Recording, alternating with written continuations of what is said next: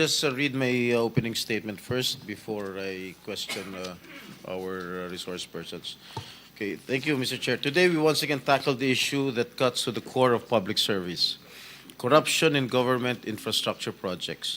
Billions of pesos have been allocated for flood control and drainage programs intended to protect lives, properties, and livelihoods from the devastating effects of typhoons and flooding. Yet, allegations of padded contracts, ghost projects, and substandard implementation now cast doubt on whether these funds truly serve their purpose. Mr. Chair, please allow me to state this for the record. Ang sabi po ng iba, wala raw po akong karapatan na magtanong, magalit, o manindigan laban sa isyu ng korupsyon. My life and struggles are an open book. Pero ni minsan, hindi ako tumalikod sa kahit anong akusasyon o paratang laban sa akin. Hinarap ko hindi lamang kaso, kundi ang kaparusahan. At sa huli, ay napatunayan na wala po akong sala. This investigation is not about me. Huwag niyo pong ilihis ang issue. Sa ngayon, wala ni isang tao ang umaamin. Walang gustong managot. At kung pwede, lahat ay magpapalusot. This investigation is about transparency and accountability.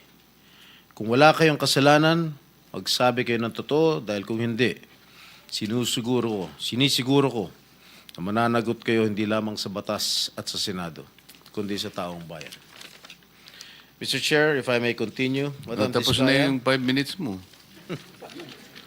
May opening ka pa kasi. O sige, The news pagbibigyan report. kita. Madam Diskaya, Sarah, it is common knowledge that you own 9 companies, namely St. Gerard, St. Timothy, Alpha and Omega, Elite General Contractor and Development Corporation, St. Matthew, Great Pacific Builders, YPR General Contractor, Amethyst Horizon Builders, and Waymaker OPC. Am I correct? Yes po. Hanggang ngayon, up to now, you own these 9 construction companies? Yes po. All right. Since you started securing contracts from the DPWH, since kailan kayo nag-umpisa? 2012? DPWH? Yes. Yes po, At 2012. pag-usapan muna natin yung 2022 hanggang 2025. Ilan na po yung naging projects nyo sa DPWH? Marami na po. Ilan nga? I don't have Mahigit the figure. 400? Mahigit 500? Within the span of 3 years. I don't have the figures po. Estimate lang po, ballpark Give me a figure. ballpark figure. Siguro po mga 400 ganun. I'm not Siguro. I'm really not sure. Okay. I don't have the figures with me. Sa loob, sa bawat taon, ilang bidding ang sinasalihan mo? Marami po kaming sinasalihan na bidding. All flood control projects? No po. Ano pa yung mga projects? Buildings, kalsada, Nationwide or only in Metro Manila? nationwide po. Nationwide. All right. Pero yung bulk ng mga projects na award sa ng DPWH, mostly sa Metro Manila. Am I correct? Hindi po, sa probinsya po. Sa iba-ibang lugar. No, the bulk of your contracts. Here in Metro Manila? No po, outside Metro Manila ang marami. Where outside? Where outside of Metro Manila? We have in Romblon, Cebu, Bohol, Bacolod, Zamboanga. Hindi naman po kami namimili ng lugar. Migos Project? Wala po. Sigurado ka? Opo, Kaya definitely. ka dahil pag meron kami ma-discover na may ghost project, pakukulong kita rito. Minimum totoo. Wala po talaga. Meron ka mga pictures na lahat ng mga proyekto ginawa mo? Yes po, Nasaan? meron po kami. Lahat ng mga 400 projects, meron kang litrato? Yes po. O i-submit mo rito sa committee. Okay po. Okay. Sa mga bidding na sinasalihan mo ng mga kumpanya mo, itong siyam na kumpanya, ilang beses kayo nanalo? At ilang beses, kung natatalo rin kayo sa Actually, bidding, I ilang don't beses kayo have the natatalo? actual figures, pero sa napanalunan, very minimal lang po talaga, mga 2%. Pero ang dami namin projects po na sinasalihan na bidding. So, sa loob ng isang taon, pag nagbibidding isang kumpanya mo, halimbawa itong ano ba yun? Yung Alpha Phi Omega, ilang beses kayo nagbid sa isang taon at ilang beses kayo nanalo? Madami po kaming sinasalihan. I really don't have the figures right now, You know, but I if can... you come here, you have to come here prepared. Yes You do po. not come here unprepared. Alam mo na, tatanungin ka eh. Ikaw sikat na contractor, papa-interview ka. Oh. You have to come here prepared. Your Honor, I am prepared for the flood control projects that you are mentioning. I have the statistics of how many I bidded and how many I lost and how many I won. Okay, you mentioned it to us right now.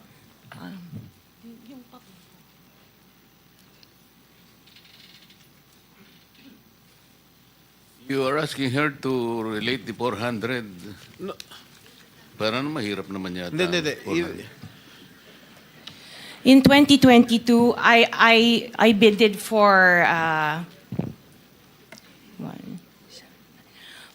491 projects. This is just for the flood control, Your Honor. How many projects for 491. 191? 491. 491. I joined the bidding. Po. Oh. This is in 2022. I only got 71 projects from the 491 na sinalinan ko po. 71 only. How many companies? Itong This is siyam? just for Alpha and Omega Oh, po. what about the other companies? What about the other 8 remaining companies that you own? I don't have the statistics Oh. for that because I was only called as Alpha Wait, and Omega. You admitted earlier when I asked you if you own these 9 companies and you answered in the affirmative. Right now I'm asking you kung ilan yung 71 flood control projects na napanalunan ninyo. Now you're only speaking in behalf of Alpha Phi Omega. Eh kanina sinabi mo ikaw may-ari ng Siam. Why can't you answer in behalf of the 8 remaining companies? Kasi po, yun lang yung na-prepare po namin for today's hearing. Oh, what about the representative of the other construction companies? Itong si Remando. Oh, how many? You're representing St. Timothy. Good morning po, Mr. Chairman. For St. Timothy Construction po, we have 145 projects. Flood control projects. Yes, Mr. Chair. Since Since 2022, up to the present, as we speak, 122. 145. Excuse me? 145, Mr. Chair. Napanalunan, ang na-award sa inyo, 145 flood control projects. Yes, Mr. Napanalunan nyo yan. Yes, Mr. Chair. So, all in all, dun sa 8 companies, ilan? Dun sa 9 companies, hindi nyo alam? Out of the 400, maybe, who can answer my question from the DPWH? Maybe they have the records there. Mr. Chair, with the Just indulgence for of the the SP record- Pro Temp, Yeah. Yes, Senator Risa. kaugnay nung pagtatanong ni SP Pro Temp sa ngayon, gusto kong makapag-flash ng screenshot po nung siyam na calling cards, nung siyam na kumpanyang iyon. Calling card po ni Mr. Curly Discaya, na asawa po ni Ms. Discaya. So, mag-asawa po, dapat alam po nila in greater detail itong mga kumpanyang ito. Ito po, Mr. Chair, SP Pro Temp. Siyam na calling cards nung siyam na kumpanya, lahat sa pangalan ni Pacifico o Curly Discaya.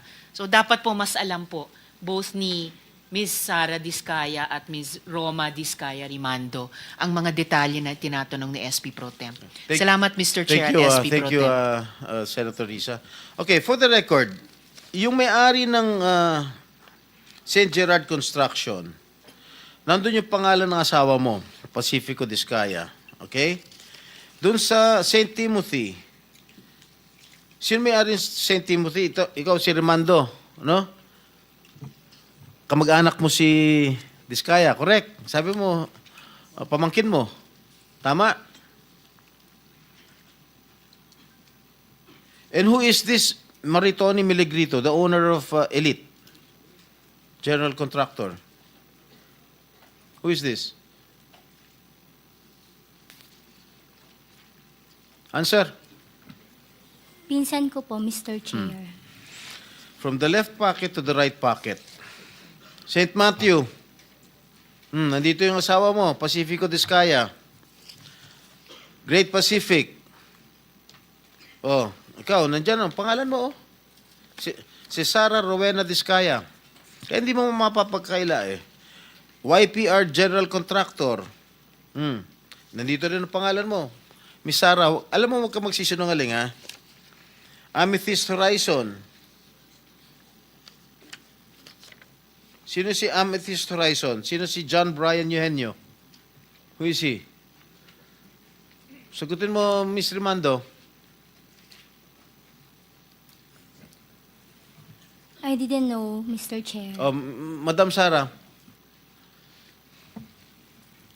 He's one of our employees. Oh, dami. Waymaker. Sino si Gerald William Diskaya? He's my eldest son. Okay. Alpha Phi Omega, yan, asawa mo. So, you confirm, lahat ng siyam na yan, ikaw ang may-ari. Tama? Part owner po. Part owner. Okay. Kaya nyo ba talaga pagsabay-sabayin yung mga construction, mga proyekto ninyo? Paano nyo nagagawa ito?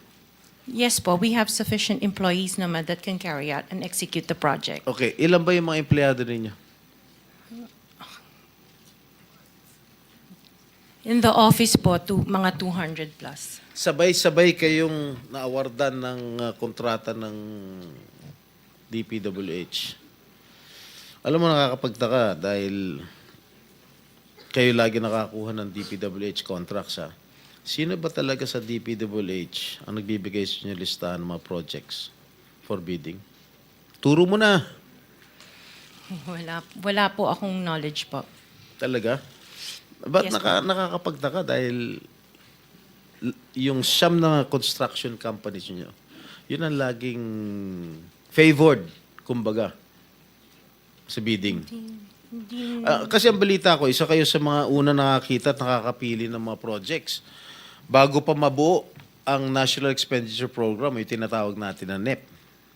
Parang menu lang sa restaurant na nakaka-order kayo kaagad. Sino ang point person nyo sa DPWH na nagbibigay sa inyo ng informasyon na ito, o para sa inyo, ito para sa kanya? Sino? Sir, wala po akong nakakausap po. Wala kang kilala sa DPWH. Wala po. Hindi kami maniniwala niyan, wala kayong kilala sa DPWH. Meron ako yung mga engineer, yung mga district engineers, Oh, yun mga pala eh. Sino ang mga district engineer na nakilala mo? Pero hindi po sila nagbibigay ng project po sa akin. At tinatanong ko, wala naman ako sinasabi sa'yo kung nagbibigay sila ng project. Sino ang kakilala mo sa DPWH? Sila, mga DE po. DE Yeah, okay. ng... Sabi mo, sino? Teka sandali. DE ng Laguna, O, sino DE nga? ng... Banggitin mo yung pangalan. I can't remember their names kasi I don't transact on Okay, behalf of the DE ng companies. Laguna. Sino pa? DE ng Bulacan, DE ng... Is he here? Nandito ba? Yung DE ng Laguna, DE ng Bulacan, nandito ba? DE ng Bulacan nandito. Okay, paano nyo nalalaman ang mga projects for the bidding? Sino ang nagbibigay ng listahan sa'yo? We don't have a list. Naka 6 minutes ka na, erap.